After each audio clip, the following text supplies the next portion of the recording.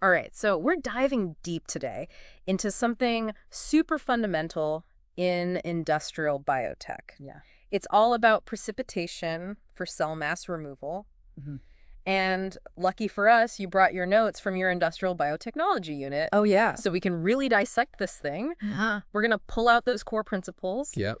explore all the different methods. Yeah. Because let's face it, Right. this is that first critical step to getting at the really valuable stuff inside those cells. Absolutely. And that impacts, Right. the cost Yeah. and how efficient Uh-huh. the rest of the process is going to be. It really sets the stage for everything that comes after. It's like, Right. doing that initial sweep, Yeah. getting rid of all the bulk Mm-hmm. so we can really focus on the treasure. So let's break it down Yeah. to the very basics. Okay. What are we actually doing Yeah. when we precipitate something? So the basic idea is to make whatever we want to separate out Right. less soluble Mhm. in the liquid. Right. And so when that happens, Yeah. it clumps together Okay. and basically falls out of the solution. So it's like, hey, If you, it's a really simple way yeah. to handle large volumes Yeah. of cellular material initially, All right. which is really helpful for keeping the costs down. So it's kind of like, Yeah. Think of it like, for first pass, yeah, taking sugar dissolved in water. exactly. Right. And Yeah. somehow Okay. making the water less good at dissolving sugar, Yeah. it would eventually crystallize out, Okay.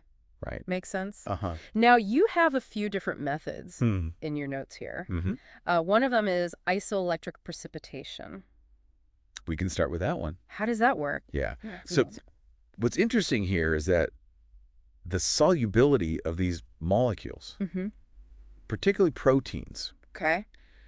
it changes with pH. Right. Every protein has a specific pH Yeah. where it carries no net electrical charge. Interesting. It's called the isoelectric point. Uh-huh. And at this pH, Okay.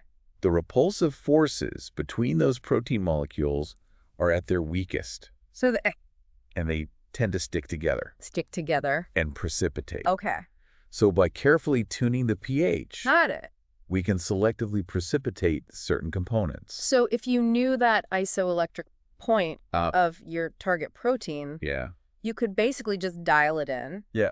and drop Yes, it out. You could. Are there challenges with that? Of course. Okay. One challenge is that many proteins might have similar isoelectric points. Oh, so you might So you might not get a completely clean separation. not get it perfectly. At this stage, Yeah. you could end up precipitating a mixture. Interesting. Yeah. Okay, now what about salting out? Okay, This one sounds like kind of a brute force approach. in a way it is. Okay. How does that work? Salting out Yeah. involves adding very high concentrations of certain salts. Okay. And these salts compete with the proteins Mm-hmm. and other molecules for water molecules in the solution. Interesting. And proteins need a layer of water around them to stay dissolved. Uh-huh. When the salt steals that water, Right. the proteins can no longer stay soluble, Okay. and they precipitate out. So it's dehydrating. It's often used Okay. because it can be relatively gentle, All right. and it doesn't always denature the proteins. So gentle's a plus. Yes. When would you prefer Yeah. salting out over Yeah. something like isoelectric? Well, salting out can be particularly useful Okay. for large volumes, Mm-hmm. and it can sometimes be more effective Yeah. for a wider range of proteins. Okay. Without needing precise pH adjustments for each one. But then, of course, But then, of course, you have to remove the salt got to get rid of all that salt. later. Yeah, another step. Okay, what about solvent precipitation? We're talking about adding things like alcohol here. Exactly. So how does that actually cause the precipitation? So adding organic solvents like ethanol Mm-hmm. lowers what we call the dielectric constant of the solution. Okay.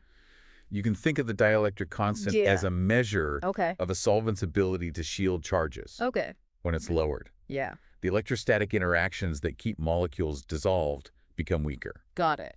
and they're more likely to aggregate and precipitate. So it's like Yeah. changing the fundamental way Yeah, it's changing the like, liquids interacting. the properties of the liquid. Yeah. Are there risks There are. involved with using solvents? Yeah, so some organic solvents can denature or damage sensitive biomolecules. Right. So you need to choose the solvent Okay. and the conditions really carefully. That makes sense. It's a trade-off between effectiveness All right. and maintaining the integrity of your product. All right. And finally, polyelectrolyte precipitation Okay. or flocculation. Yeah. This sounds like we're just This one's all about, Making bigger particles to yeah, make them easier to handle. exactly. So, So this method uses charged polymers, oh, these polyelectrolytes, yeah.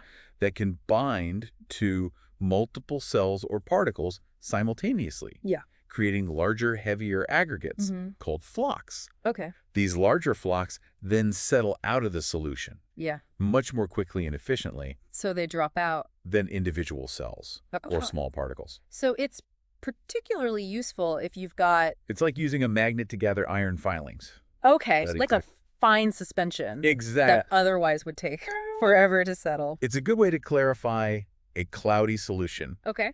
containing small particles. So we've got these 4 methods, Yeah. but one key takeaway from your notes is Mhm. that precipitation, in general, isn't very selective.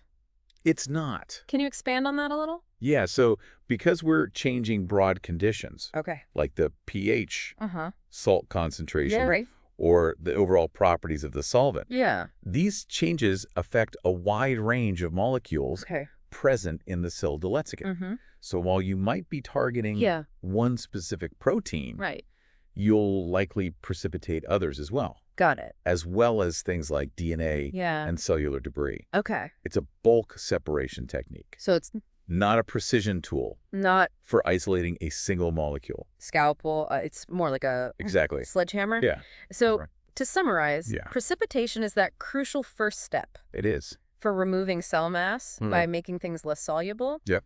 We've got isoelectric precipitation Using pH using pH, Right. salting out with salts, Or- solvent precipitation. with organic liquids Organically. And then polyelectrolyte precipitation. to form larger clumps. Right, forming those big clumps. Yep. And it's important to remember that Mhm. this is a non-selective process. It is. It's about Yeah. efficiently reducing the volume and complexity of the mixture Mhm. before moving on to more All right. So targeted considering that, purification methods. it's grabbing a bit of everything. Yeah, What do you think are some of the biggest hurdles I think. in designing really efficient Yeah. downstream It really underscores the importance processing workflows of those subsequent purification stages. for these complex Yeah. biological mixtures? And how they need to be carefully designed. Because it seems like what comes after this Yeah, is absolutely critical. absolutely. To achieve that desired purity Right. and yield of your target biomolecule. You've got to